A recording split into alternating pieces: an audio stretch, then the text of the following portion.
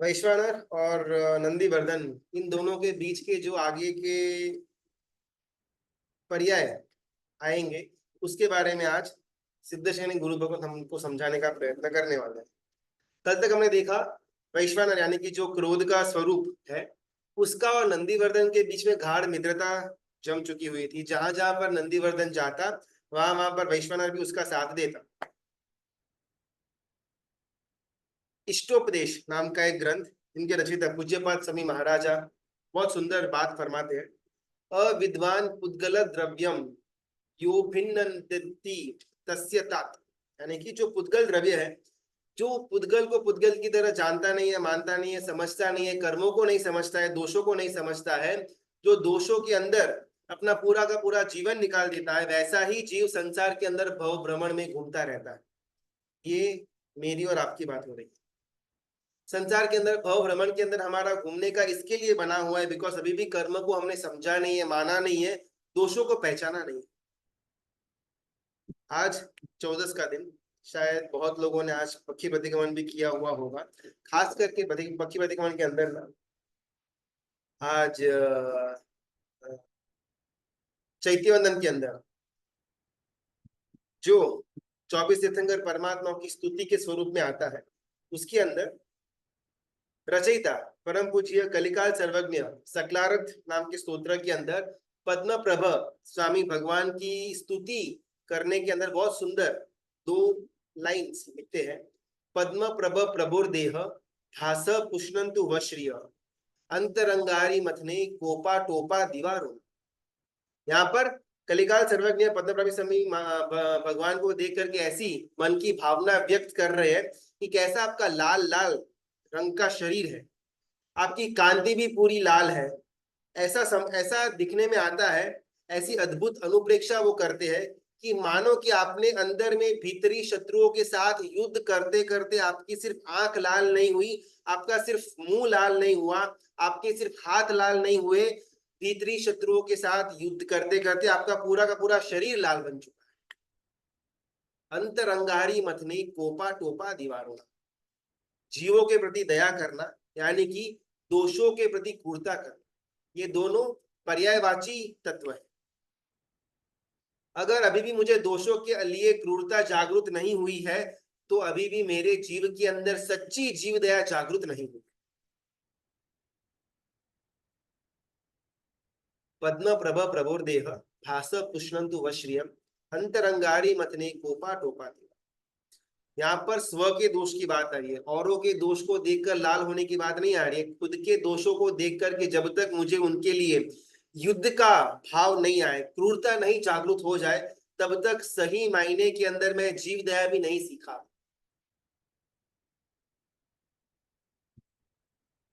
धर्मदास गणी महाराजा अपने उपदेशमाला ग्रंथ के अंदर यही तत्व को अलग एंगल से समझाने का प्रयत्न करते हैं। एक महात्मा जो उपयोग पूर्वक प्रतिगमन कर रहे हैं, एक महात्मा जिन्होंने अपने पूरे जीवन के लिए अभय दान जीवों को प्रदान करने की प्रतिज्ञा ली हुई है, एक महात्मा जो पड़िलेहन की प्रक्रिया कर रहे हैं, वो महात्मा भले कत्ल खाने नहीं जाते, भले कत्ल खाने में जाकर के जीवों को बचाने का काम नहीं करते, भले गौशाला का संचालन नहीं करते, गौशाला के अंदर दान नहीं देते, अनुकंपा दान में कोई भी उनका हिस्सा नहीं है, लेकिन वो बस उपाश्रय के कोने में दीवार के तरफ मुंह करके स्वाध्याय करने के अंदर लीन बैठे हुए हैं। और हम यहाँ पर गौशाला चलाते हैं, उसमें दान देते हैं, जीवों को अभय दान दिलवाते हैं। और हम यानी कि हमारी एक लेवल और गुरु भगवंत का जो एक लेवल है, उन दोनों के बीच में अंतर दिखाते हुए धर्मदास गणी महाराजा कहते हैं सबसे ज्यादा जीव दया करने वाले वो मुनि भगवंत है। भले मैं यहाँ पर 1000-2000 गायों की गौशाला चलाता हूँ, तख्ती के ऊपर मेरा नाम आता है, सालों का मैं करोड़ों रुपए का दान दे रहा हूँ, लेकिन एक महात्मा के इस कंपैरिजन में मेरे द्वारा की गई जीव दया के अंदर उसकी गिनती भी नहीं हो सकती। क्यों? बिकॉज अब तक मुझे मेरे अंदर पड़े हुए दोषों के प्रति रास का भाव, युद्ध का भाव जन्मा नहीं है। जब तक ये नहीं जन्मा तब तक सच्चे मायने में जीव दया भी शुरू नहीं होती।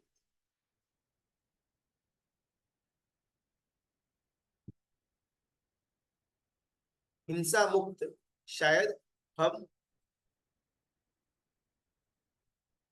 पूरे विश्व को कर नहीं पाएंगे। कहीं ना कहीं जब तीर्थंकर परमात्मा भी विचरण कर रहे थे तभी भी जीवों की हिंसा का कार्य चालू था, तभी भी कत्ल खाने चालू थे। लेकिन फिर भी परम कृपालु, अपन ऐसा नाम देते हैं तीर्थंकर परमात्मा को। आज मैं हयाती के अंदर हूं और मैं चाहता हूं कि कत्ल खाने बंद हो जाए, जीवों को उनका अभयदान मिल जाए, बहुत सुंदर भावना है, होना ही चाहिए। लेकिन तीर्थंकर परमात्मा की हाजिरी में भी ये काम नहीं हुआ है, तो मैं चाहे कितना भी हाथ पैर लगा लूं, मेरे द्वारा वो काम नहीं ही होने वाला है। सच्ची जीव दया सिर्फ खुद के दोषों के लिए युद्ध करने के अंदर। एक आत्मा सर्ववीर्ति को ग्रहण करे, एक आत्मा सम्यक दर्शन को ग्रहण करे, एक आत्मा सम्यक चरित्र को ग्रहण करे, उससे ज्यादा पूरे 14 राजलोक में बड़ी घटना जीव दया के अंतर्गत हो ही नहीं सकती। उपनिधि भवरोज कथा के अंदर जैसे आगे आगे आगे चैप्टर्स जाएंगे ना, ऐसे एक एक प्रस्ताव का नाम आता है साधु नाम निर्धुनम कर्म। यानी कि साधु जो है उसका अपन अगर हिंदी के अंदर अनुवाद करें तो साधु के जैसा निर्दयी और निष्ठुर जीव पूरे 14 राजलोक में नहीं। ये प्रस्ताव का नाम है, साधु के जैसा निर्दयी और निष्ठुर जीव पूरे 14 राजलोक के अंदर नहीं। कोई परमाधामी देव हो, और जैसे परमाधामी देव नरक के जीवों को देख करके जिस प्रकार उसके मन के अंदर एक एक क्रोध जन्मता है, जिस प्रकार वो नरक के जीवों को दुख देने के अंदर आगे बढ़ता है, प्लानिंग करता है, और नरक के जीवों को दुख देने के अंदर जो मजा परमाधामी जीव को आता है, उसकी कंपैरिजन यहाँ पर साधु और दोष के बीच में करी गई। जिस प्रकार दोषों को, जिस प्रकार कर्मों को ह्रास करने में, युद्ध करने में, खत्म करने में, दुख देने में, उनको निस्तनाबूद करने में जिस प्रकार साधु को मजा आता है, वही लेवल का मजा परमाधामी देव को, नरक के जीवों को यातना देने में मजा आता है। परमाधामी देव नरक के जीवों के लिए एक दुख का पराकाष्ठा वाला चित्र। परमाधामी देव आ रहा हो और यहाँ पर नरक के जीवों को एकदम कंपन शुरू हो जाए कि अभी आकर के मुझे मारेगा, मुझे भोंकेगा, मुझे मेरे अंग अलग अलग कर देगा, मुझे तेल की कढ़ाई के अंदर जला देगा, मुझे ऊपर उछालेगा, मुझे कांटों से मेरा शरीर छेदन भेदन कर देगा, मेरे अंदर का लोही कंप्लीटली खून बाहर निकाल देगा। ये डर जो नरक के जीवों को होता है, यही डर दोषों को होता है जब एक सर्ववीर्तिधर आत्मा अपने चरित्र के अंदर पालनी में आगे बढ़ता है।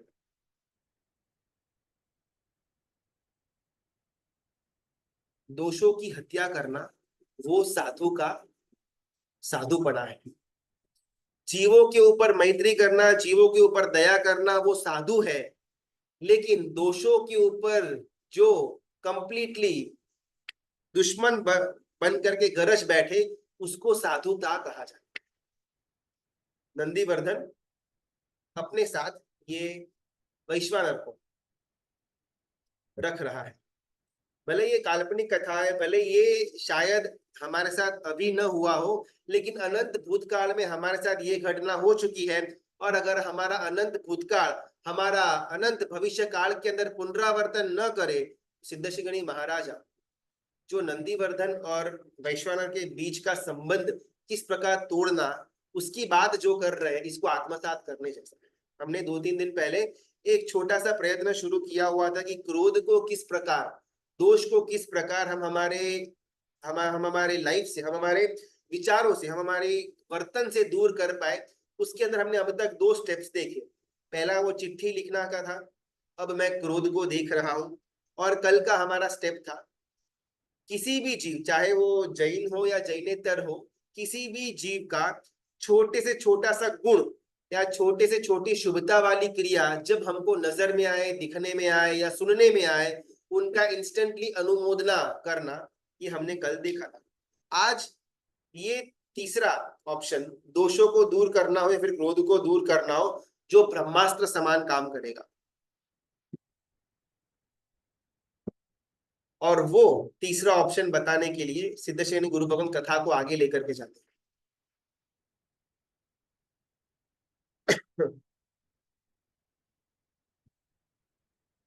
दोषों को अनुकूलता देना, दोषों जिस प्रकार कहे उस प्रकार हमारा वर्तन होना, दोषों को बहुत लालन पोषण करना, दोषों के सामने बिल्कुल भी आवाज न उठाना, दोषों को नाश करने के लिए एक उंगली तक न उठाना, ये एक प्रकार के खुद के आत्मा की आत्महत्या है। नंदीवर्धन इसी प्रकार की आत्महत्या कर रहा है। यहाँ पर जहां जहां पर नाम नंदीवर्धन का आएगा, वहां पर हमको अपने आप को कल्पना के अंदर लेकर के आना है। जहां जहां पर वैश्वानर का नाम आएगा, वहां वहां पर दोष या क्रोध को कल्पना के अंदर लेकर के आना है। दोषों को अनुकूलता देना, दोष जिस प्रकार बोले उस प्रकार हमारा मेरा वर्तन होना, दोषों के सामने बिल्कुल भी आवाज नहीं उठाना, दोषों को नाश करने के लिए उंगली भी नहीं उठाना, ये एक प्रकार की आत्मा की, मेरे आत्मा की आत्महत्या है। नंदीवर्धन और ये वैश्वानर दोनों के बीच का गाढ़ संबंध आगे बढ़ रहा है। और ये हमारे स्टोरी के अंदर तीसरा पात्र भी मौजूद है जिसका नाम है पुण्योदय। पुण्योदय वहां पर सोच रहा है कि नंदीवर्धन क्या पागलपन कर रहा है। जो खरे अर्थ के अंदर शत्रु है, जिसके कारण से ये नंदीवर्धन का अनंत भवों का दुख का सामग्री उसको मिलने वाला है, वैसे शत्रु के साथ इतनी मैत्री कैसे। ये नंदीवर्धन को वो वैश्वानर ही प्रिय लगता है, वही प्यारा लगता है, वही बेस्ट फ्रेंड लगता है। त्वमेव माता च पिता त्वमेव, सब कुछ वो ये नंदीवर्धन ने वो वैश्वानर को बना करके रखा हुआ है। कैसा पागलपन चल रहा है। पुण्योदय सोच रहा है कि ये वैश्वानर मेरा प्रतिपक्षी है, मेरी ऑपोजिट पार्टी है, मेरा दुश्मन है। नंदीवर्धन है एक साइड, पुण्योदय है एक साइड, वैश्वानर है, दोनों ऑपोजिट तत्व है। और नंदीवर्धन वैश्वानर से कंप्लीटली आवर्जित हो चुका है। पुण्योदय सोच रहा है कि मैं तो नंदीवर्धन का हितकर हूं, मैं उसका एक्चुअल में ट्रू फ्रेंड हूं, और ये जो वैश्वानर है वो तो मेरी ऑपोजिट पार्टी है। और नंदीवर्धन कंप्लीटली वैश्वानर के पक्ष में जाकर के बैठ चुका है, और नंदीवर्धन मेरे दुश्मन का राग कर रहा है। हमको बहुत बार लगता है कि कषायों के कारण से मेरा काम निकला हुआ है। जैसे अपने कल एग्जाम्पल के अंदर देखा हुआ था कि अगर मैं ऑफिस में एक बिजनेस चला रहा हूं और मेरे एम्प्लॉय के द्वारा कोई मिस्टेक हो जाती है, तो मुझे वहां पर गुस्सा करना वाजिब भी लगता है, और मुझे गुस्सा वहां पर दिखाना मेरा कर्तव्य भी लगता है कि अगर इतना ढीला छोड़ देंगे तो कंपनी बिक जाएगी। एम्प्लॉयज को एकदम टाइट हाथ के अंदर बंद करके रखना पड़ेगा, तो ही धंधा कर पाएंगे, वरना तो ताले लग जाने वाले हैं। मैंने कषायों से राग किया, मैंने कषायों को मेरा फ्रेंड समझा। मैंने ये भ्रमणा के अंदर आया कि कषाय यानी कि क्रोध तो करना ही पड़ेगा, उसके बिना काम चलने वाला है ही नहीं। क्रोध, गुस्सा या वैश्वानर वो पुण्योदय का प्रतिपक्षी है, ऑपोजिट पार्टी है। जितना जितना मैं गुस्सा करूंगा, जितना जितना मैं कषायों को बढ़ाऊंगा, जितना जितना मैं क्रोध में आगे बढ़ूंगा, उतने हद तक मैं मेरे पुण्योदय को कम कर रहा हूं। दोनों ऑपोजिट तत्व। अंधकार बढ़ा, उजाला घटा, उजाला बढ़ा, अंधकार घटा। एकदम सिंपल तत्व है। सिमिलरली वैश्वानर है, क्रोध है एक एक साइड पर, दूसरे साइड पर पुण्योदय है। वैश्वानर बढ़ा, क्रोध बढ़ा, पुण्योदय कम हुआ। जहां जहां पर मैं मेरे कषायों को बढ़ाता हूं, जहां जहां पर मैं मेरे क्रोध को बढ़ाता हूं, वहां पर वॉलंटरीली मैं मेरे पुण्योदय को कम कर रहा हूं। कभी कभार क्रोध करने के द्वारा, गुस्सा करने के द्वारा हमको लगता है इंस्टेंटली काम हो गया, आज मैंने वहां पर इतना गुस्सा किया तब जाकर के ये काम हुआ। कुछ ही दिन पहले ना एक छोटा मोटा रास्ते के अंदर एक्सीडेंट हो चुका हुआ था, गाड़ी में जा रहे थे, पीछे से किसी ने आकर के ठोक दिया, और रास्ते के बीचों बीच उठा करके जो वहां पर चिल्लम चिल्ली हुई, गालम गाली हुई, क्या तेरे के आंखें नहीं है, बटन है, कहाँ देख रहा है, गाड़ी चलाना आता है भी या नहीं, और इतना गुस्सा करना पड़ा। तब जाकर के सामने वाला जो व्यक्ति था जिसने गाड़ी को ठोका हुआ था, वो थोड़ा दबा, और उसने गाड़ी के जो भी रिपेयरिंग वगैरह का खर्चा हुआ वो खर्चा देने के लिए उसने सम्मति दिखाई। उस टाइम पर अपने को लगता है कि आज गुस्सा किया तब जाकर के काम निकला, अगर मैंने उस टाइम पर एकदम ढीला छोड़ दिया हुआ होता तो एक भी पैसा मुझे मिलने वाला नहीं था। ये तो बहुत साधारण घटना है। ऐसे तो हमने क्रोध को या कषायों को या अपने दोषों को अपना फ्रेंड माना। ऐसी तो अढळक घटना, ऐसी तो बहुत ज्यादा घटनाएं हमारे जीवन के अंदर प्रतिदिन होती रहती। कभी कभार लगता है कि मैंने गुस्सा किया, मैंने कषाय किया तो इंस्टेंटली मेरा काम हो गया। लेकिन यहाँ पर सिद्ध श्री गणेश गुरु भगवान समझाते हैं कि गुस्से से काम हुआ ऐसा बिल्कुल भी नहीं था, पुण्योदय था इस कारण से काम हुआ। गुस्सा करके मैंने मेरे पुण्योदय को कम किया, लेकिन जो बचा कुचा भी पुण्योदय पड़ा हुआ था उस कारण से मेरा काम निकला, गुस्से के कारण से मेरा काम बिल्कुल भी नहीं निकला है। अगर मुझे मेरे भविष्य को भयंकर बनाना हो तो मैं गुस्से को आगे बढ़ाऊं और पुण्योदय को कम करूं। अगर मुझे मेरा भविष्य उजला चाहिए, अंधकारमय नहीं चाहिए, तो कषाय को कम करना पड़ेगा और पुण्योदय को बढ़ाना पड़ेगा। दोनों ऑपोजिट पार्टी है, दोनों साथ में नहीं बढ़ सकता। या तो क्रोध बढ़ेगा पुण्योदय घटेगा, या पुण्योदय बढ़ेगा और क्रोध घटेगा। क्रोध भी बढ़े पुण्योदय भी बढ़े, ये बिल्कुल पॉसिबल नहीं है।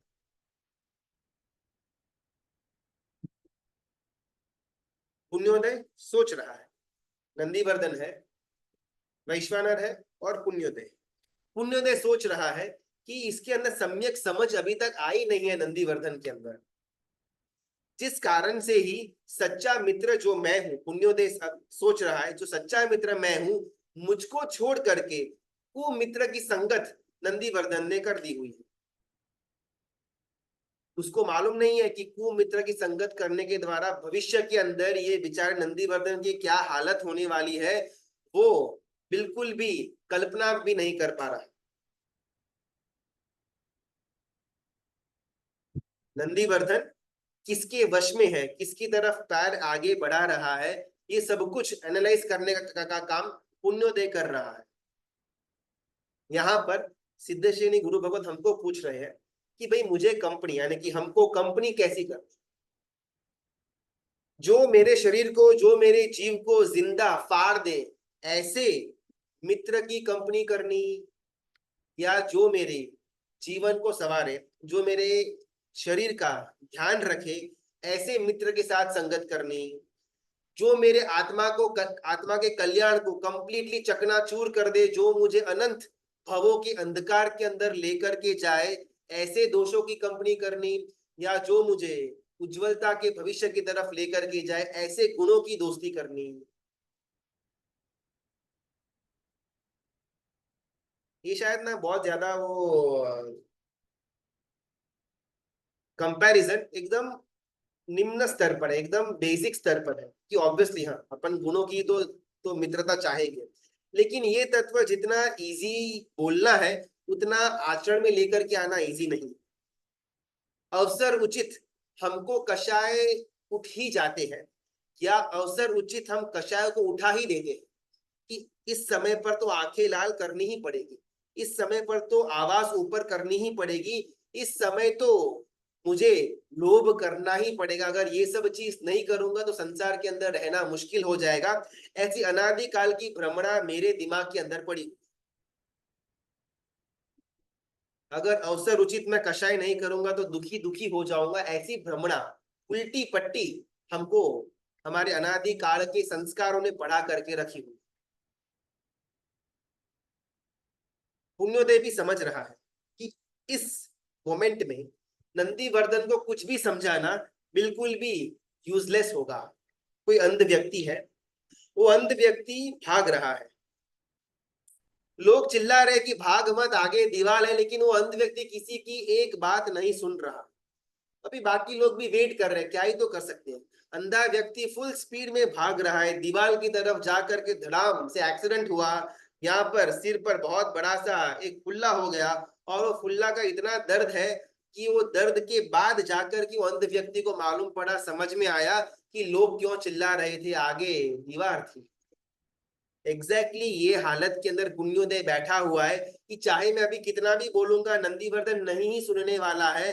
वो फुल स्पीड में वैश्वानर के साथ भाग रहा है, भाग रहा है, भाग रहा है। एक पॉइंट आएगा जब बहुत बुरी तरह से अपने उल्टे सिर पर ये पटकने वाला है, और तब जाकर के नंदीवर्धन को बुद्धि आएगी, और तब जाकर के पुण्योदय सोच रहा है तब जाकर के मैं उसको सही ज्ञान दूंगा।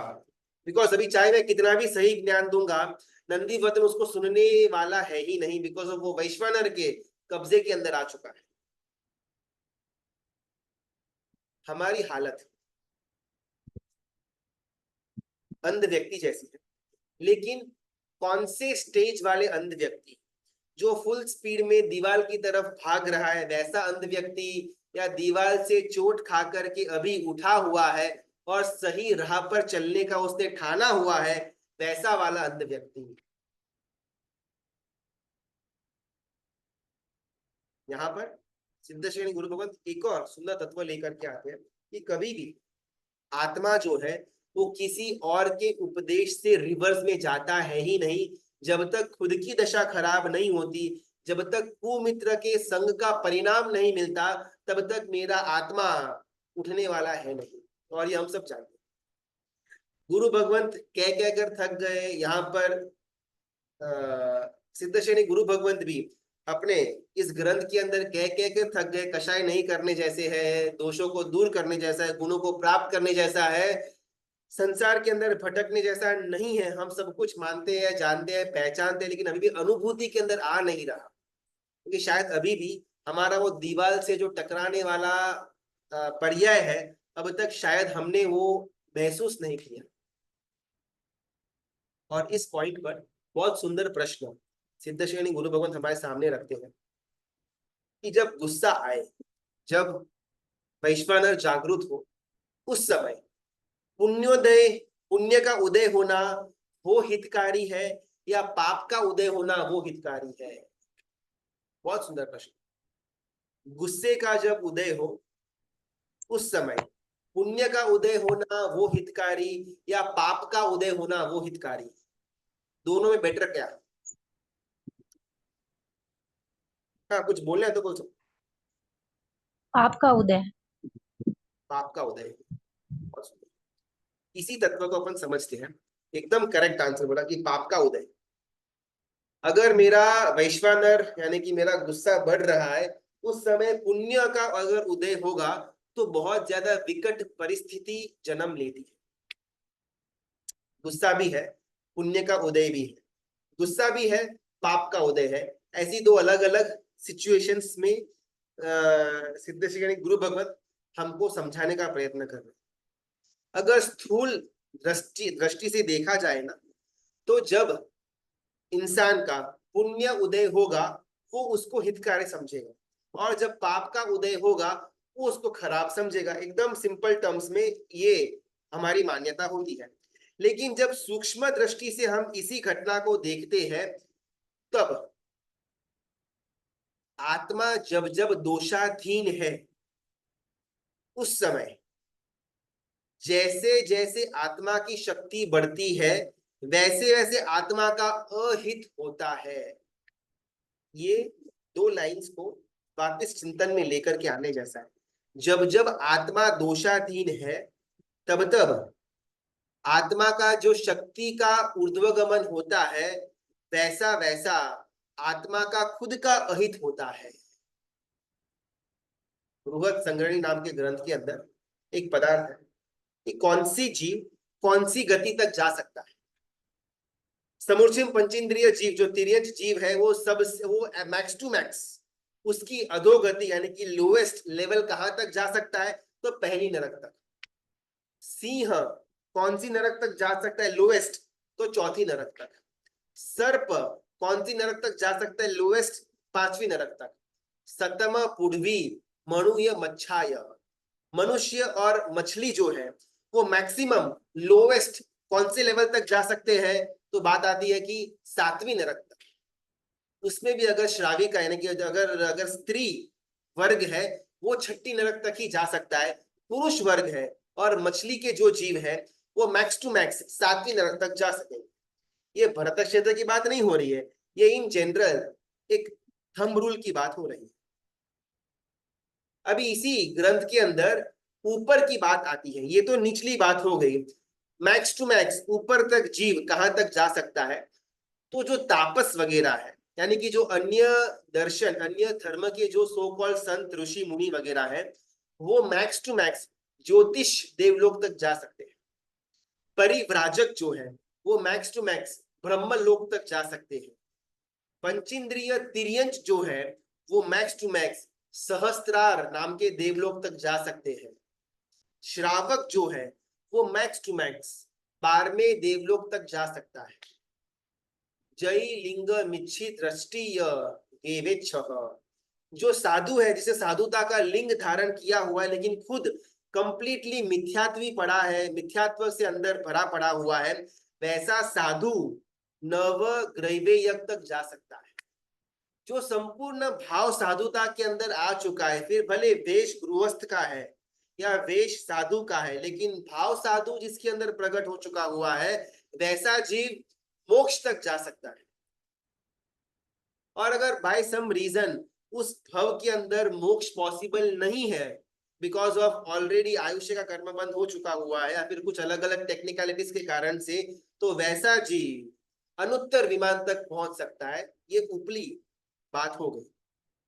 तो इस बृहद संग्रहणी नाम के ग्रंथ के अंदर जो तत्व आता है, इस तत्व से बहुत क्लियर बात आती है कि जैसे जैसे शक्ति बढ़ती है वैसे वैसे जीव की अधोगति और ऊर्ध्वगति दोनों बढ़ती है।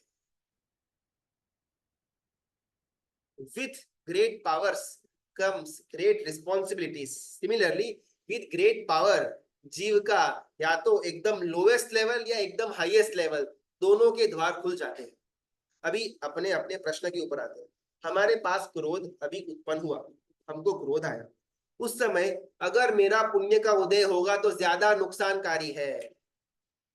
बहुत भाग्यशाली अपने आप को मानना कि अगर मेरा मन गंदा पड़ा हुआ है लेकिन पाप का उदय चल रहा है तो मैं कुछ कर नहीं पा रहा। मेरे मन के अंदर बहुत गंदे विचार है, मेरे मन के अंदर बहुत गंदे कषायों की उत्पत्ति हो रही है, लेकिन कोइंसिडेंटली अभी पाप का उदय चल रहा है जिस कारण से मैं मेरे विचारों को अमल में नहीं रख पा रहा। ये हमारा भाग्य का उदय मान रहे। इसकी एक और पहलू, मेरे मन के अंदर गंदे विचार है, मेरे मन के अंदर कषायों का जबरदस्त साम्राज्य पड़ा हुआ है और कोइंसिडेंटली साथ में पुण्य का उदय भी है, फिर किसी के बाप की ताकत नहीं कि मेरे गंदे विचारों को प्रैक्टिकली रखने से मुझे कोई चीज रोक पाए। ये डेडली कॉम्बो बन जाएगा। अभी मेरा पाप का उदय चल रहा है जिस कारण से मेरे मन के अंदर के जो गंदे विचार है उसको मैं अमल में नहीं रख पा रहा। ये मेरी नियति बोलो, मेरी भवितव्यता बोलो या फिर मेरा भाग्य का उदय बोलो। अभी ये तत्व जानने के बाद अगर मुझे जीवन के अंदर कहीं पर कोई सफलता न मिल रही हुई हो या कहीं पर मेरे धारणा के मुताबिक काम न जा रहा हो, उस समय हमको परम समता टिकी रहे। पाप का उदय है, अंदर में दोष तो पड़े हुए हैं, मैं कोई दोष से कंप्लीटली अभी तो मुक्त नहीं हुआ। शायद क्रोध कम होगा, मान होगा, माया होगा, राग होगा, द्वेष होगा, लोभ होगा, पर परिवाद होगा, पैशून्यपना, सब कुछ मेरे अंदर पड़ा हुआ है। दोष तो है, इसमें कोई दो मत नहीं। ये दोष मेरे अंदर होने के साथ साथ मैं जो चीज चाहता हूं वो चीज अगर नहीं हो रही है, ये मेरा परम भाग्य का उदय है। अभी ये तत्व जानने के बाद मेरे इच्छा के मुताबिक का कोई भी वर्तन न हो रहा हो, मेरे इच्छा के मुताबिक की कोई घटना न हो रही हो, तब परम समता ये तत्व मुझे दे सकती। समय के एंगल से अगर अपन देखें ना, तो पुण्य का उदय वो आत्मा का हितकारी है, पाप का उदय वो भी आत्मा का हितकारी है।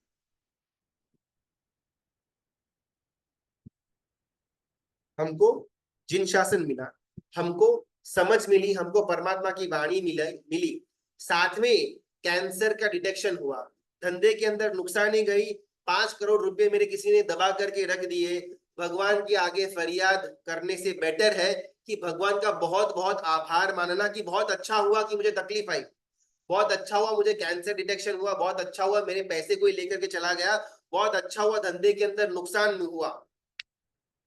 साथ में जिन शासन था, साथ में परमात्मा की वाणी थी, तो समता से मैं सहन करूंगा तो चुटकी भर के अंदर ये कर्म मेरा निर्जरित हो जाएगा। अगर यही सारी की सारी डिफिकल्टीज मुझे किसी और भव के अंदर मिली हुई होती जहां पर परमात्मा का शासन मिसिंग था, तो ये सारी की सारी डिफिकल्टीज मेरे अंदर कषायों को बढ़ाने का काम करती है। समझ के काल के अंदर, समझण के काल के अंदर अगर आपत्ति आती है, तो आध्यात्मिक दृष्टि से ये परम उदय का कारण है। समझ के काल के अंदर, समझन के काल के अंदर अगर आपत्तियां आती है, ये आध्यात्मिक दृष्टि से, आध्यात्मिक दृष्टिकोण से परम पुण्योदय का प्रतीक है। भौतिक दृष्टि से शायद लगे कि भाई धर्म करने के बावजूद भी बेचारा कितनी डिफिकल्टीज के अंदर है। गुजराती के अंदर एक कहावत है, धर्मी ना घरे धाड़ पड़े। जो धर्म करता है ना, उसी को हजार तरह की डिफिकल्टीज आती है। जो बिंदास पाप करता है उसको कोई प्रॉब्लम्स नड़ते हैं ही नहीं। और वही तत्व को यहाँ पर सिद्धेश्वरी महाराजा अलग एंगल देते हैं। समझ के काल के अंदर आपत्तियों का आना आध्यात्मिक दृष्टिकोण से परम पुण्योदय का प्रतीक है। भौतिक दृष्टि से, कर्मों की दृष्टि से शायद हमारा पाप का उदय है। अभी अगर मेरी शरीर के अंदर रोग आया, तो कर्म के एंगल से मुझे पाप का उदय। अगर मेरे पैसे कोई दबा करके बैठ गया, तो कर्म की दृष्टि से अंतराय कर्म का उदय, पाप का उदय। धंधा मेरा अच्छा नहीं चल रहा, मुझे चाहिए उतनी सक्सेस नहीं मिल रही, तो कर्म की दृष्टि से पाप का उदय। भौतिक की दृष्टि से भी पाप का उदय, आध्यात्मिक दृष्टि से पुण्य का उदय।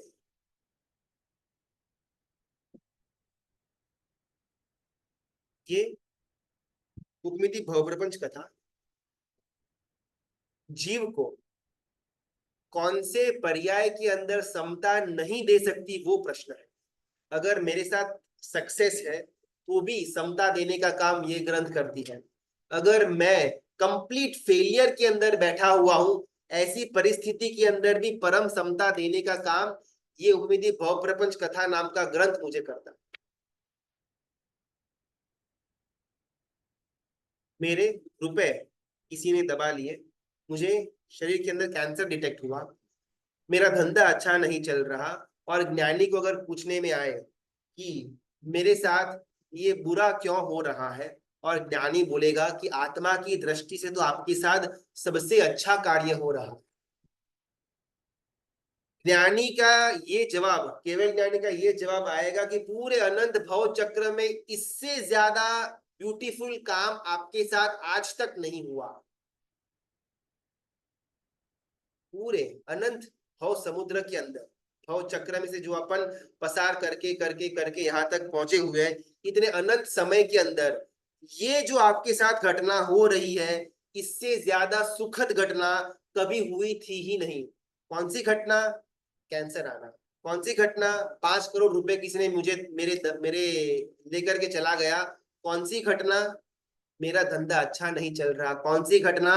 मेरा परिवार बिखर गया। कौन सी घटना? मेरा शरीर, मेरा आरोग्य कंप्लीटली मेरे हाथ से चला गया है। इस घटना को केवल ज्ञानी भगवंत कहते हैं कि इससे ज्यादा सुखद घटना पूरे अनंत भव चक्र में तेरे साथ नहीं हुई। अपनी दृष्टि में बहुत बहुत तो पुण्य और पाप तक पहुंची हुई। ये दृष्टि को उपनिधि भवप्रपंच कथा के कथाकार एक स्टेप आगे लेकर के जाते हैं, शायोपशमिक और औदायिक भावों तक।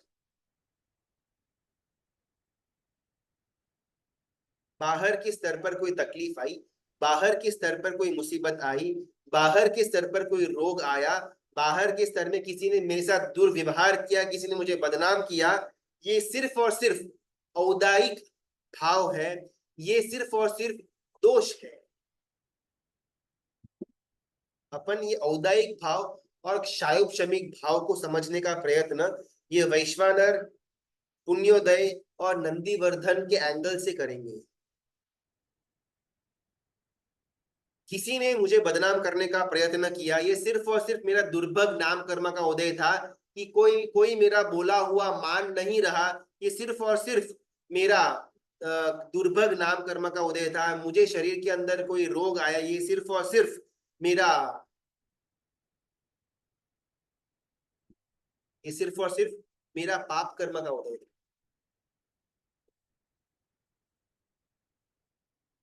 लाख प्रयत्न करने के बाद भी मुझे सफलता नहीं मिल रही, ये मेरा अपयश नाम कर्म का उदय चल रहा था, ये मेरा अनादि नाम कर्म का उदय चल रहा था। लेकिन अगर मैं ये थोड़ा कर्म की एंगल से दूर जाकर के देखूं, तो ये सारी की सारी घटना मेरे अंदर के दोषों को खत्म करने का काम कर रही थी। तो क्षायोपशमिक भाव की दृष्टि से मेरे आत्मा मोक्षार्थी बन रहा था। कर्म की दृष्टि से पाप कर्म का उदय था, लेकिन क्षायोपशमिक भाव की दृष्टि से ये दोषों को ह्रास करने का घटना हो रही थी। अभी प्रश्न, व्हाट इज क्षायोपशमिक भाव? कर्म का क्षय और कर्म का उपशम करने के द्वारा जो गुणों की प्रगटीकरण हो, उसको क्षायोपशमिक भाव कहा जाता है। यानी कि एग्जाम्पल अपन लेते हैं, अभी हम सबका ज्ञानावरणीय कर्म का उदय चल रहा है, जिस कारण से मुझे ज्ञान नहीं मिल रहा। अगर ज्ञानावरणीय कर्म का उदय न होता तो मुझे मति ज्ञान हो जाता कंप्लीट, मुझे शुद्ध ज्ञान कंप्लीटली हो जाता, मैं शुद्ध केवली बन जाता, मुझे अवधि ज्ञान भी हो जाता, मुझे मन पर ज्ञान भी हो जाता, मुझे केवल ज्ञान भी मिल जाता। ये मुझे नहीं मिल रहा बिकॉज ज्ञानावरणीय कर्म का मेरा उदय चल रहा है। अभी जैसे जैसे मैं स्वाध्याय करने का प्रयत्न करता हूं, वैसे वैसे मैं पुरुषार्थ कर रहा हूं कि मैं मेरे ज्ञानावरणीय कर्म को तोड़ूं और जो छोटी छोटी मात्रा का भी ज्ञान है वो मैं प्राप्त करता जाऊं। इसको क्षायोपशमिक कहा जाएगा।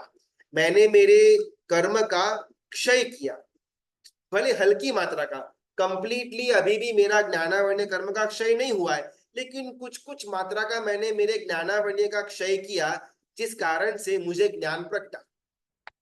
इसको क्षायोपशमिक भाव कहा जाता है।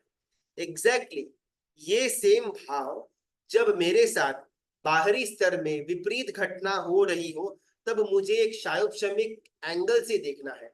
आज मेरे बॉडी के अंदर कैंसर डिटेक्ट हुआ, आज मेरा पैसा कोई दबा करके चला गया, आज मेरा धंधा मंदी की तरफ गया, आज मेरा नाम के बदनामी हुई है। तो अगर मैं इसको कर्म से थोड़ा हट करके क्षायोपशमिक भाव से देखूं, तो ये घटना मेरे अंदर दोषों को कम करने की तक लेकर के आती है। प्रणाम सर। प्रणाम। अच्छा, ये विषय में एक सवाल था कि जैसे अगर हमने किसी को पैसे दिए हुए हैं और समझो उसका कुछ सिचुएशन, उसका कुछ कर्म आता है और अब उसका सिचुएशन बिगड़ जाता है और अभी हमको भी पता है वो नहीं दे सकता है, अपने को एक करुणा आता है, अपन छोड़ भी देते हैं, अपन नेगेटिव कुछ विचारते भी नहीं है। बट समझो किसी को पैसे दिए, बहुत पैसा वाला है और अभी भी एकदम लैविश लाइफस्टाइल जी रहा है, फिर भी हमको नहीं दे रहा है, तो वो सिचुएशन अपना मानसिक मतलब ये चलो, जो शायोजक क्षमा उसमें कैसे करें? बहुत सुंदर प्रश्न। अभी समझो कि मैंने आपके 5 करोड़ रुपए ले लिए हुए, ठीक है, हाइपोथेटिकली, और मैं एकदम लैविश लाइफस्टाइल जी रहा हूं, और मैं जानबूझ करके वॉलंटरीली मैं आपको आपके 5 करोड़ रुपए वापस नहीं दे रहा, ठीक है। अभी ये घटना में फॉल्ट किसका?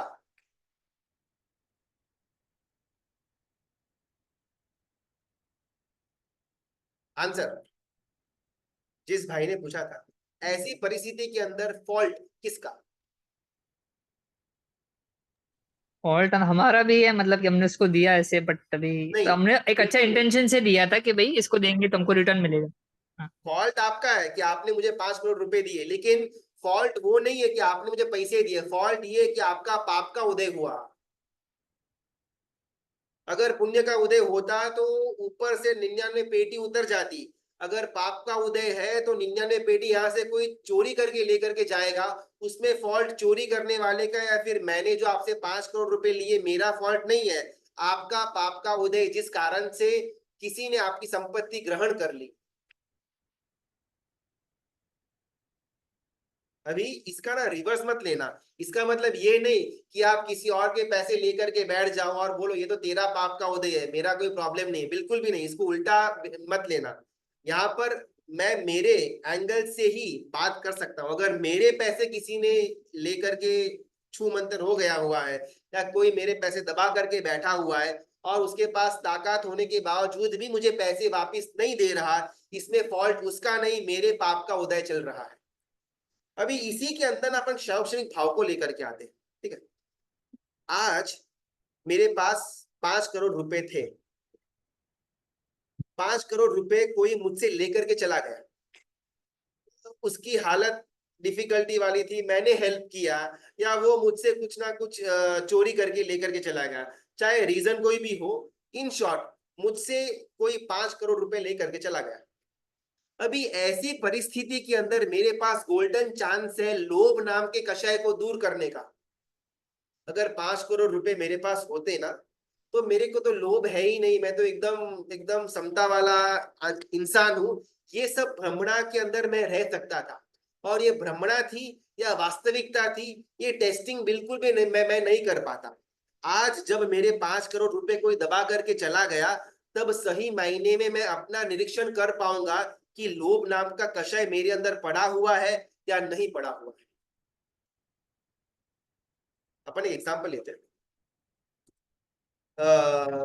जब अपन छोटे थे ना, मतलब जब मैं छोटा था तब क्रिकेट वो गली में खेलते थे, अभी तो बंद हो गया है सब खेला, लेकिन जब स्कूल का टाइम था तब क्रिकेट खेलते थे स्ट्रीट में, गली के अंदर 5-10 फ्रेंड्स के साथ।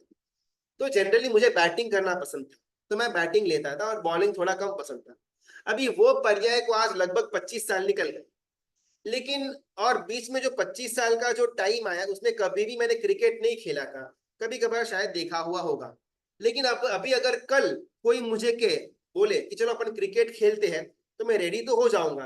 और अगर मुझे चॉइस देता है कि आप बैटिंग करोगे या फिर बॉलिंग करोगे, तब मैं बोलूंगा नहीं, मैं तो बैटिंग करूंगा। क्यों? बिकॉज 25 साल पहले जब मैं अपने बचपन के अंदर क्रिकेट खेलता था ना, उस समय ना मैं बैटिंग करता था, मुझे बैटिंग पसंद थी।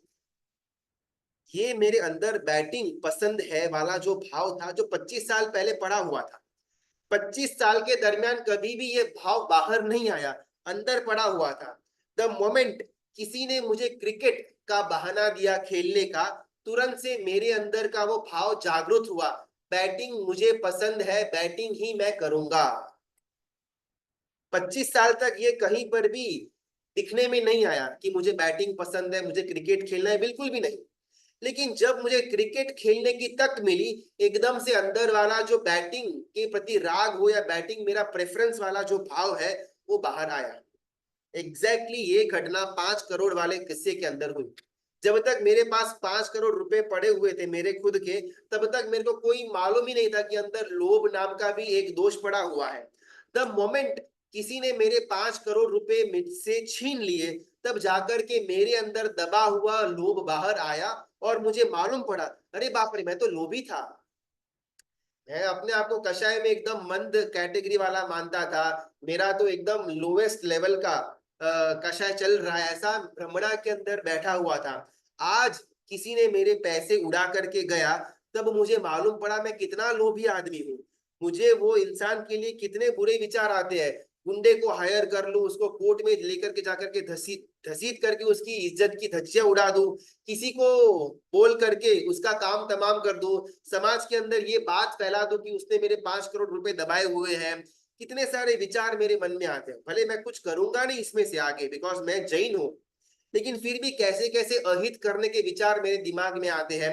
और ये सारे अहित करवाने के विचार का उद्भव स्थान था मेरा लोभ। और ये कब मालूम पड़ा? जब वो व्यक्ति ने मुझसे मेरे 5 करोड़ रुपए छीने, तो अभी वो व्यक्ति मेरा हितकारी या अहितकारी? बिकॉज अगर मैं इस भाव के अंदर मेरे दोषों को नहीं पहचानता ना, मुझे अनंत भाव चक्र में और कोई भी ऐसा भाव नहीं मिलने वाला जहां पर मैं मेरे दोषों को पहचान पाऊंगा। न नरक के अंदर, न तिर्यंश के अंदर, न ही देवों के अंदर, और न ही मनुष्य भाव में जिन शासन के विदाउट वाला भाव के अंदर। सिर्फ ये एकमात्र मेरे पास ऐसा भाव मिला, मनुष्य का भाव है, परमात्मा की वाणी सुनने को मिली, परमात्मा की वाणी समझने को मिली, और तब जाकर के मुझे कोई हितकारी इंसान मिला जिसने मेरे अंदर पड़े हुए अनादिकाल के दोषों को मुझसे अवगत करवाया कि भाई अभी भी तेरे अंदर दोष पड़े हैं। अभी वो आदमी मेरे लिए हितकारी या अहितकारी? बिकॉज अगर यही किस्सा किसी और भाव में होता, जब मेरे पास परमात्मा का शासन न होता, जब मैं शायद हिंदू मुस्लिम या क्रिश्चियन वाले के अंदर होता, तब सामने वाले को उड़ाने की सुपारी देने से भी मेरा मन अचकता नहीं। आज परमात्मा का शासन है तो शायद मैं वो लेवल तक तो नहीं जाऊंगा, लेकिन इससे मुझे शांत नहीं बैठना है। अभी भी मेरे अंदर लोभ नाम का कषय पड़ा हुआ है, इसके ऊपर मुझे काम करना बाकी है। ये मेरा शायोपशमिक भाव दर्शाता है। चलो, वैश्वानर, नंदीवर्धन और पुण्योदय। पुण्योदय सोच रहा है कि अभी इस मोमेंट में ना इस आदमी यानी कि नंदीवर्धन को बोलने में कोई अर्थ है ही नहीं, और मैं चाहे कितना भी बोलूंगा ना, भी बिल्कुल भी मानेगा नहीं। ये ऐसी परिस्थिति है जिसमें मुझे मनुष्य का भाव तो मिल गया, यानी कि पुण्य का उदय तो है, लेकिन साथ में वैश्वानर भी पड़ा हुआ है। ये वैश्वानर इतना एकमेक हो चुका हुआ है मुझसे कि पुण्योदय चाह करके भी मेरे अंदर कोई भी शुभता का या फिर पुण्य का काम करवा नहीं पा रहा। इन शॉर्ट, जिन शासन के बाहर का जैनेतर का जितना भी वर्ग है, अपन एज अ होल ही बात करेंगे। यहाँ पर कोई मोनोपोली नहीं है कि जैन के अंदर आपने जन्म लिया इस कारण से आप बच गए, बिल्कुल भी नहीं। ये तो एक मेंटालिटी की बात है कि परमात्मा की वाणी, परमात्मा का शासन जिनको नहीं मिला हुआ है, ऐसी अवस्था के अंदर रहे हुए मनुष्य की बात यहाँ पर सिद्धेश्वरी गुरु भगवंत कर रहे हैं। पुण्योदय सोच रहा है कि मैं अभी कितना भी बोलूंगा ना, ये नंदीवर्धन को कुछ भी फर्क नहीं आने वाला, बिकॉज चाहे मैं मेरा गला चिल्ला चिल्ला करके फाड़ूंगा, लेकिन वो इतना वैश्वानर से एक मेघ हो चुका हुआ है कि मेरी आवाज भी सुनेगा नहीं। मैं कितना भी उसको यूटर्न रिवर्स लेने का प्रयत्न करूंगा, नंदीवर्धन एक स्टेप भी मेरी तरफ बढ़ाने वाला है नहीं।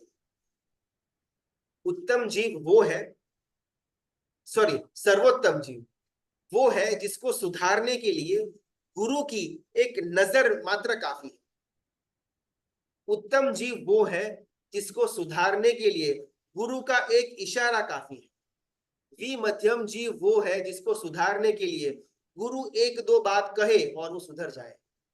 मध्यम जीव वो है जो गुरु के साथ तर्क वितर्क करे, वाद विवाद करे और फिर सुधरने की तरफ आगे बढ़े। अधम जीव वो है जो गुरु का गला कंप्लीटली छिल जाए फिर भी सुधरने का नाम नहीं। अधमा अधम जीव वो है जो गुरु को बोलने की तक ही नहीं देता। और सर्वा अधम जीव वो है जो गुरु को सुधारने के लिए चला पड़ा है। हमारा लेवल कौन सा? अभी यहां पर बात आएगी गुरु यानी कौन। जो हमने इसके पहले जो गुरु की व्याख्या देखी हुई थी ना, उस व्याख्या को थोड़ा एक्सटेंड आगे गुरु भगवंत करते हैं, सिद्धेश्वरी गुरु भगवंत। छोटे से छोटा सा व्यक्ति अगर मुझे सुधार सकता है तो मैं मोक्ष के करीब आ चुका हूं। छोटे से छोटा व्यक्ति बहुत ही कम मेहनत से भी अगर मुझे सुधारने की ताकत रखता है तो मेरे और मोक्ष के बीच में बहुत कम फासला। मीडियम लेवल का व्यक्ति है, मीडियम प्रयत्न कर रहा है और मैं सुधर रहा हूं, तो मेरे और मोक्ष के बीच में थोड़ा डिस्टेंस बाकी है। शक्तिशाली जीव है, जबरदस्त प्रचंड पुरुषार्थ कर रहा है मुझे सुधारने के लिए, तब जाकर के मैं सुधर रहा हूं, तो मेरे और मोक्ष के बीच में काफी ज्यादा डिस्टेंस बाकी है। प्रचंड शक्तिशाली व्यक्ति है, प्रचंड पुरुषार्थ कर रहा है, फिर भी मैं नहीं सुधर रहा, तो अभी मेरे और मोक्ष के बीच में अनंत भाव बाकी है। हनुमान जी, एक बादल उनको गुरु बना दिया हुआ था। एक बादल गुरु के रूप में हल्का सा इशारा किया और हनुमान का परिवर्तन हो गया। स्थूलभद्र सुरेश्वर जी महाराजा राजकीय षड्यंत्र उसको गुरु बनाया। राजकीय षड्यंत्र ने हल्का सा इशारा किया, स्थूलभद्र सुरेश्वर जी महाराजा ने अपना जीवन के अंदर यूटर्न को लेकर के आ गया। चिलाती पुत्र 3 शब्द सुनते हैं और जीवन के अंदर यूटर्न लेकर के आ जाते हैं। बाहुबली ने भरत जी का अविवेक को अपना गुरु बनाया और जीवन के अंदर यूटर्न लेकर के आ गए। इलाची पुत्र ने एक सुपात्र दान को अपना गुरु बनाया और जीवन के अंदर सुधार, जीवन के अंदर सक्सेस की तरफ आगे बढ़े। हमारी बात यहाँ पर आती है कि छोटे से छोटा व्यक्ति, छोटे से छोटी सी वस्तु भी हमारे लिए गुरु है। संध्या को अपन देखते हैं, शाम को अपन देखते हैं कि कैसे सूर्य जो दोपहर को इतना जबरदस्त अपने कंप्लीट तेज के अंदर पड़ा हुआ था और 6-7 घंटे के अंदर तो एकदम अस्त हो चुका। अगर सूर्य की भी ये हालत हो सकती है तो मैं किसके भरोसे के ऊपर संसार में अभी भी बैठा हुआ हूं।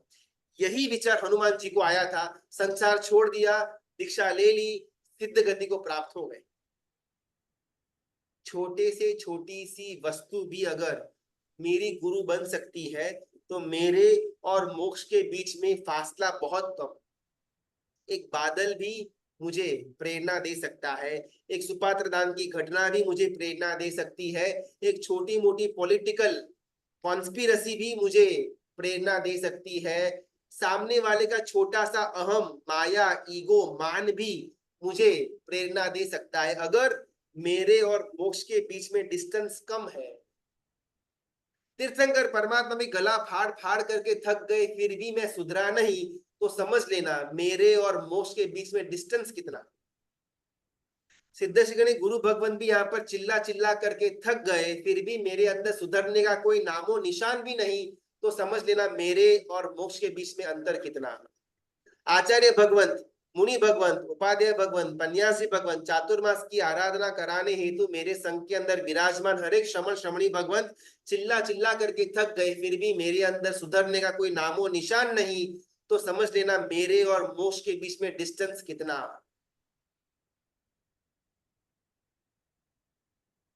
स्मॉलेस्ट व्यक्ति, स्मॉलेस्ट तत्व, स्मॉलेस्ट घटना भी मुझे परिवर्तन करवाने का सामर्थ्य रखती है, मेरा गुरु बनने का सामर्थ्य रखती है।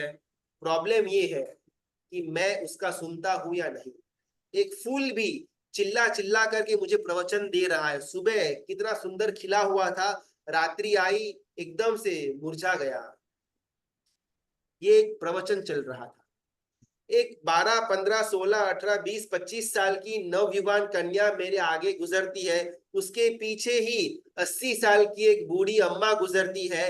ये मेरा व्याख्यान था, ये मेरा गुरु था। आंख झपकते ही युवानी गई, बुढ़ापा आया। किसके भरोसे मैं यहाँ पर बैठा हुआ। 2 घंटे पहले खाना हुआ खाना 2-4 घंटे के अंदर विष्टा बन जाता है। ये मेरा गुरु नहीं तो और क्या था। इसने भी मुझे परिवर्तन करवाने का बहुत सुंदर आलंबन दिया, लेकिन मैंने इसका इशारा, इसका व्याख्यान, इसका प्रवचन सुना ही नहीं। मैं मेरी धुन में ही आगे बढ़ा। मेरे माता और पिता जिन्होंने मुझे जन्म दिया, जिन्होंने मुझे इस शासन के अंदर लेकर के आने का काम किया, आज मैं उन्हीं की चिता को आग लगा रहा हूं। अभी भी मेरे अंदर कोई परिवर्तन नहीं। जिनके कारण से मैं यहाँ पर खड़ा हूँ, जिनके कारण से मुझे परमात्मा मिले, जिनके कारण से मुझे परमात्मा की वाणी मिली, आज उसी व्यक्ति को, उसी शब को मैं अग्नि संस्कार दे रहा हूं, फिर भी मेरे अंदर परिवर्तन नाम का कोई भी योग नहीं। छोटी से छोटी घटना हो या बड़ी से बड़ी घटना हो, हमारे अंदर परिवर्तन आ ही नहीं रहा। और इसी बात का दुख सिद्धेश्वरी गुरु भगवंत अपने ग्रंथ के अंदर व्यक्त करते हैं। आज इस बात को लेकर के और कुछ तो नहीं तो एटलीस्ट मेरे अंदर क्रोध नाम का जो वैश्वानर है वो एकदम मंद, एकदम 0 लेवल का आ जाए, इतना पुरुषार्थ तो मुझे करना ही पड़ेगा। आज अपन यहाँ पर एक पॉज देते हैं। आगे इन 3 पात्रों के बीच में कैसी कैसी घटनाएं होगी वो अपन कल के क्लास में देखने का प्रयत्न करेंगे। रुद्रा की आज्ञा विरुद्ध। अच्छा, कुछ प्रश्न रहता है। धर्म में रोज एक भाव कैसे लाए। व्याख्यान सुनते हैं, कोई बुक पढ़ते हैं तो वो टाइम बहुत अच्छा लगता है, वो चीज को 1-2 दिन इंप्लीमेंट भी कर देंगे लेकिन फिर वापस वही पहले वाला रूटीन में आ जाते हैं। बहुत सुंदर प्रश्न। हमको ना प्रश्न उद्भव नहीं होते हैं, यही हमारा प्रॉब्लम है। हमारे पास बहुत ज्यादा अंदर अंदर क्वेश्चंस उठते तो हैं लेकिन कभी भी ये प्रश्न बाहर नहीं निकलते, जिस कारण से सॉल्यूशन नहीं मिलता, जिस कारण से अंदर सुधारा नहीं आता। हमने व्याख्यान सुना गुरु भगवंतों का, 2-4 घंटों के लिए, 2-4 दिन के लिए हमारे को अच्छा फीलिंग आएगा, फिर वापस जहां थे वहां पर आ जाएंगे। स्वाध्याय के अंदर कोई पदार्थ सुना, बहुत मजा आया, बहुत सुंदर लगा, चिंतन मंथन किया, 1 दिन 2 दिन तक टिका, फिर जहां थे वहां तक अपन आप पहुंचेंगे। ये मेरी हम सब की यही कदर्थना है, यही हमारा एक एक रोना है कि ऐसा क्यों हो रहा है और इसको स्टॉप कैसे करना। कलिकाल सर्वज्ञ अपने वितराग स्तोत्र नाम के ग्रंथ के अंदर कहते हैं कि जब तक जीव संसार के अंदर पड़ा हुआ है तब तक जीव कुनिमित्त से दूर रहे और सुनिमित्त के साथ रहे, ये एकमात्र उसका पुरुषार्थ मोक्ष तक लेकर के जाने का सामर्थ्य रखता है। वापस, जब तक जीव संसार के अंदर पड़ा हुआ है तब तक कुनिमित्तों से दूर भागना और सुनिमित्तों की तरफ आकर्षित होना, ये एकमात्र क्वालिटी उसको मोक्ष तक लेकर के जा सकती है। संसारी जीव में मैं आ गया, आप आ गए, गुरु भगवंत भी आ गए, आचार्य भगवंत भी आ गए, गच्छाधिपति भी आ गए, तीर्थंकर परमात्मा जिन्होंने अब तक उस भव के अंदर केवल ज्ञान की प्राप्ति नहीं की, वो भी संसारी नाम के शब्द के अंदर आ गए।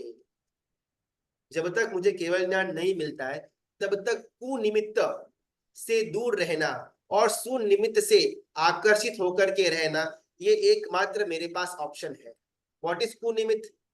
वैसे निमित्त जहां पर आत्मा की कदर्थ ना होती हो, वैसे निमित्त जहां पर आत्मा दोषाग्रस्त होता हो, वैसे निमित्त जहां पर आत्मा अपना भान भूल जाता हो, वैसे निमित्त जहां पर आत्मा अपने गुणों को भूल जाता हो, वैसे निमित्त जहां पर आत्मा सो जाता हो। 3 घंटे की मूवी देखने के लिए गया, आत्मा सो गया। रात को खाना खाने के अंदर जबरदस्त मजा आया, आत्मा ने अपना भान भूला। ऐसे फ्रेंड्स के साथ दोस्ती कर ली जिनका सिगरेट का, हुक्का का, दारू का सेवन का आदत था, मैं कुनिमित्त के अंदर आगे बढ़ा। ऐसे धंधे के अंदर की मुझे लत लगी जो मुझे लोभ की तरफ आगे लेकर के जा रहा था, वो धंधा मेरा कुनिमित्त बना। कुनिमित्तों से बचना, सुनिमित्तों की तरफ जाना, अगर मैं ये एक पुरुषार्थ जीवन के अंदर करूंगा, मैं एकदम फास्ट ट्रैक में मोक्ष की तरफ पहुंच जाऊंगा। ये बात कलिकाल सर्वज्ञ अपने वितराग स्तोत्र नाम के ग्रंथ के अंदर करते हैं। कमिंग बैक टू अवर प्रश्न कि मुझे ये सब बातें अच्छी तो लगती है, 1-2 दिन तक टिकती तो है, लेकिन फिर वापस जहां थे वहां के वहां अपन आ जाते हैं, तो इसका सोल्यूशन एकमात्र यही बातें अपन रोज सुने, यही बातें अपन रोज चिंतन के अंदर लेकर के आए, यही जीवों का अपन कल्याण मित्रता बढ़ाए, जिस कारण से कुनिमित्त से दूर सुनिमित्त की तरफ अपन आकर्षित होकर के टिके रहे। एग्जाम्पल, अगर हमने आज जो सुना, ठीक है, उसको लेकर के शायद अपने को लगे कि भाई क्रोध करने जैसा है नहीं, 2-4 दिन तक हमारे दिमाग के अंदर ये रहेगा। लेकिन अगर अपन यही चीज एवरीडे सुनेंगे, एवरीडे चिंतन के अंदर लेकर के आएंगे, तो ऐसा कौन सा दिन होगा जब मुझे क्रोध करने का मन होगा? मुझे मोक्ष तक लेकर के जाने की ताकत तीर्थंकर परमात्मा के अंदर नहीं, मुझे मोक्ष तक लेकर के जाने की ताकत सिद्ध श्रेणी गुरु भगवंत के अंदर नहीं, मुझे मोक्ष तक लेकर के जाने की ताकत मेरे गुरु के अंदर भी नहीं, मुझे मोक्ष तक लेकर के जाने की ताकत सिर्फ मेरे अंदर है। अगर मैं चाहूं तो मैं मोक्षार्थी बन सकता हूं, अगर मैं नहीं चाहूं तो स्वयं तीर्थंकर परमात्मा भी गुरु के रूप में आ जाएंगे, सामने बैठ करके मुझे व्याख्यान देंगे, फिर भी मेरा मोक्ष होने से रहा। पुरुषार्थ मुझे खुद को करना पड़ेगा। मैं कंप्लेंट्स करूंगा, नहीं हो रहा है, नहीं हो रहा है, नहीं हो रहा है, लेकिन वो सॉल्यूशन भी मुझे खुद को लेकर के आना पड़ेगा। कोई दिव्य शक्ति हाथ दिखा करके तो मेरे अंदर केवल ज्ञान को प्रकट नहीं करवाने वाली, काम मुझे खुद को करना पड़ेगा, अगर वो प्राप्त करना है तो। अगर नहीं करना है तो डोंट वरी। प्रणाम सर। प्रणाम। तो कुनिमित्त के ऊपर अगर अपन द्वेष भाव रखे तो उससे जल्दी जाएगा कुनिमित्त? मतलब ऐसा समझो कि अपन मोबाइल पे बैठे हैं, अपन बिजनेस के लिए बैठे, लेकिन कोई नोटिफिकेशन आ जाए, चलो जी ये हुआ, वर्ल्ड में ये हुआ, अपन इसको खोलने का मन हो जाता है, अरे क्या हुआ, चलो देख लेते हैं। तो वो उसको कैसे मतलब वो करे? पद्म प्रभ प्रभोर्देह हास पुष्णन्तु वश्रियम अंतरंगारी मतने कोपा टोपा दीवारुणा। मैं ऐसे पद्म प्रभु सभी भगवान को पूछता हूँ, वंदन करता हूँ कि जिन्होंने अपने अंतर शत्रुओं के युद्ध में कंप्लीटली लाल लाल हो चुके थे। जब जब मुझे अपने दोष नजर आते हैं, दिखते हैं, उस समय मुझे दोषों के लिए जबरदस्त द्वेष आना चाहिए। जिस आदमी ने मेरे 5 करोड़ रुपए दबा करके बैठा हुआ है, उसके ऊपर जितना दोष, जितना द्वेष, जितना क्रोध मुझे आता है, उससे अनंत गुना ज्यादा द्वेष मुझे मेरे वो पर्याय के ऊपर आना चाहिए कि जो मुझे प्रमाद के अंदर लेकर के गया। जिसने 5 करोड़ मेरे दबाए, वो बहुत बहुत तो ये भव तक मुझे मुझे परेशान करेगा, लेकिन ये प्रमाद नाम का जो दोष है वो भव भव तक मुझे परेशान करने वाला है।